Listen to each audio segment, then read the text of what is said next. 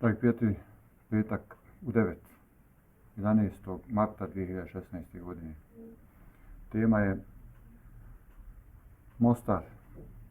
Naime, proteklih 7 dana obilježilo je posjeta predsjedništva Bosne i Hercegovine, Republici Hrvatskoj i predsjednici Kolindi Grabar-Kitarović. I ništa ne bi bilo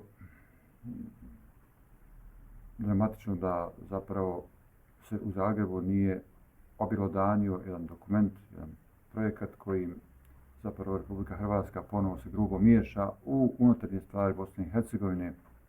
Eto, kao oni neće insistirati na trećem entitetu, kao da je pitanje trećeg entiteta pitanje Republike Hrvatske, a ne pitanje unutarnjih odnosa u Bosni i Hercegovini i ustavnog rješenja BiH i njenih naroda.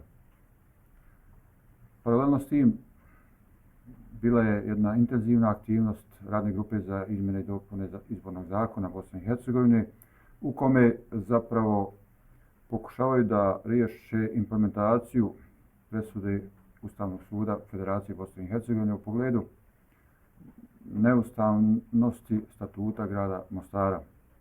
Poznato je da u Mostaru nisu održani lokalni izbori već drugi mandat i da je upitno da li će se i dalje održavati obzirom na neriješeno pitanje neustavnosti statuta grada Mostara. Naime, poruka predsjednice Hrvatske da neće insistirati na trećem entitetu je direktno vezana sa ovom aktivnošću radne grupe za implementaciju presude Ustavnog suda Federacije u pogledu izmjena statuta grada Mostara i načina izbora kako gradonačelnika i ostalih lokalnih organa vlasti. Jer javno govoriti nećemo insistirati na trećem entitetu, a zapravo hrvatski dužnosnici koji su sateliti politike Republike Hrvatske u Bosni i Hercegovini izjavljuju kako zapravo oni žele jedinstven grad, a očigledno ne žele jedinstvenu državu Bosnu i Hercegovinu, jer da žele onda bi primijenili isti princip kada je pitanje rješavanje pitanja grada Mostara, jedan čovjek, jedan glas. Zašto to ne primijeniti i u HNK, u federaciji, pa evo u krajnjem i u državi Bosne i Hercegovine. Očigledno je da se pokušava zaokružiti treći entitet na jedan voljševan, neprincipijelan način. Nažalost, neki dužnosnici iz reda bošnjačkog naroda u tome itekako učestvuju. Zbog toga sam objavio svoj stav u pogledu rješavanja pitanja grada Mostara.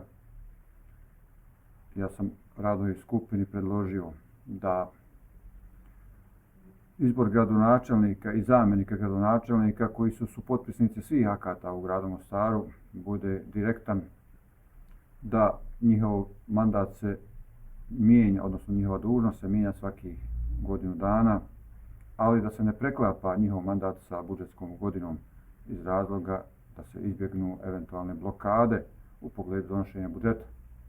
Vijeće, općinsko vijeće grada Mostara ili gradsko vijeće da se bira direktno, znači na izborima, na otvorenim listama, ali da postoje kvote, nacionalne kvote kada u pitanju učešće iz pojedine izborne jedinice koji sada ima 6. Stoga bi se na taj način izbjegla bilo kakva majorizacija bilo koga nad bilo kim. Naravno, uveli bi se i klub srpskog naroda, znači kao konstitutivnog naroda. Naravno, uveo bi se i klub ostalih kojih ima pozamašan broj na prostorima grada Mostara. Stoga ovo pitanje nije samo pitanje pukog rješavanja zakona, izbornog zakona Bosne i Hercegovine, nego je pitanje koje se dotiče i Vašingtonskog sporazuma, jer grad Mostar, kao što je poznato, je bio poprište žestokih sukoba i ne bi bilo dobro da se to prelama preko koljena, da se rješava na jedan neprincipijelan način, jer u gradu Mostaru moraju svi biti zadovoljni sa ponuđenim rješenjem, a bit će zadovoljni ukoliko imaju sigurnost da neće biti preglasavani, da neće biti majorizirani od strane bilo koga. Stoga ovaj stav koji sam iznio javno zavređuje pažnju iz razloga što obezbjeđuje jednu političku stabilnost, jednu sigurnost od bilo kakve diskriminacije bilo kojeg naroda, konstitutivnog naroda pa i ostalih. Do sljedećeg petka želim vam svako dobro.